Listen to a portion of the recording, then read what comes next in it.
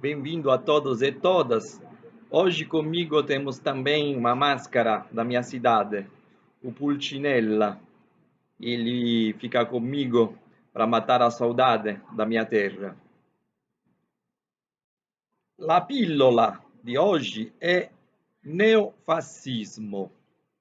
Neofascismo é um tema muito debatido, muito discutido nas últimas décadas. Isso porque, diante os desafios de uma sociedade a cada vez mais multicultural, com mais liberdade sexual, com mais questões de identidade e com as questões raciais voltando à toa nos Estados Unidos, na Europa, e inclusive as questões da soberania nacional diante as grandes organizações sobranacionais que nem a comunidade europeia, tudo isso levou o neofascismo para se tornar um dos temas mais fenômenos com grande crescimento e bem mais discutidos na teoria política contemporânea.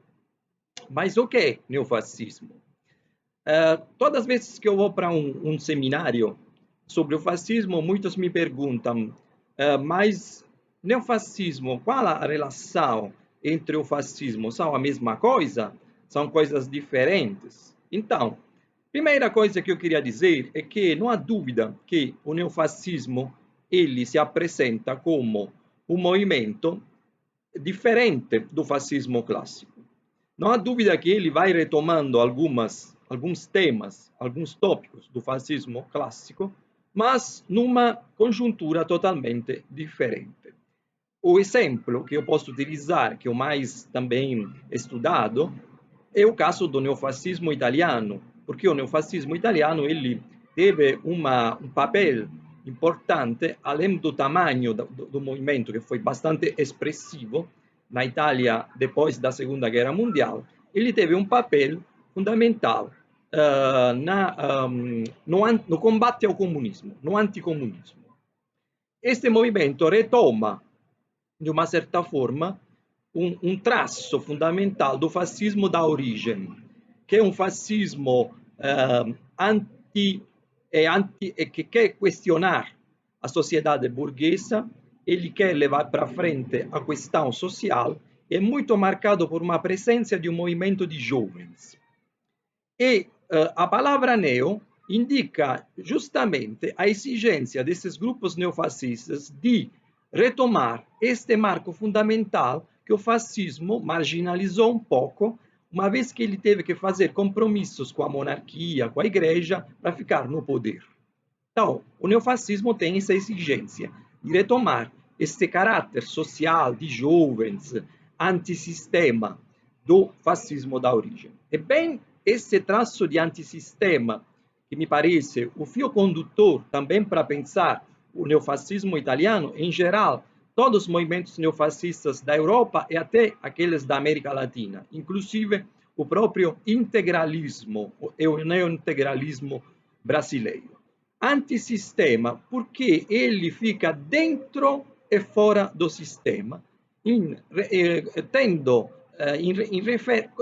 assim, digamos assim, de acordo com as conjunturas.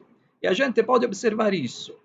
Há conjunturas nas quais o neofascismo ele cresce muito. E geralmente são conjunturas marcadas por uma crise da democracia, pela dificuldade da democracia de lidar com questões tipo a questão da imigração, a questão da soberania nacional, da ligação com as organizações sobranacionais como a comunidade europeia, e no caso dos Estados Unidos, com uma questão fundamental, que é a questão racial, e com a questão daquele que se fala o suprematismo.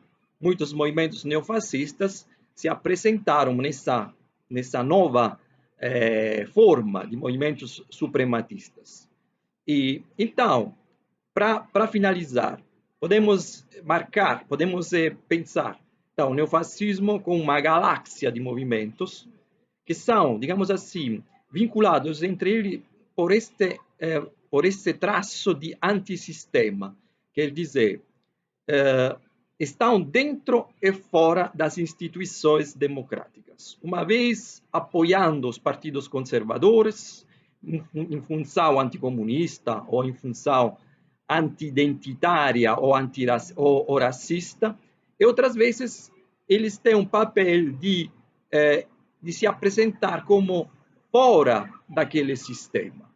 Eu penso, por exemplo, na década de 70, na Itália, o movimento neofascista apoiou muito o terrorismo de direita, o terrorismo fascista de direita, e teve como seu representante o Partido do Movimento Social Italiano, que ao longo da história da Itália repubblicana e in geral da Guerra Fria se apresentou como o maior movimento, digamos, neofascista daquela época, da Guerra Fria.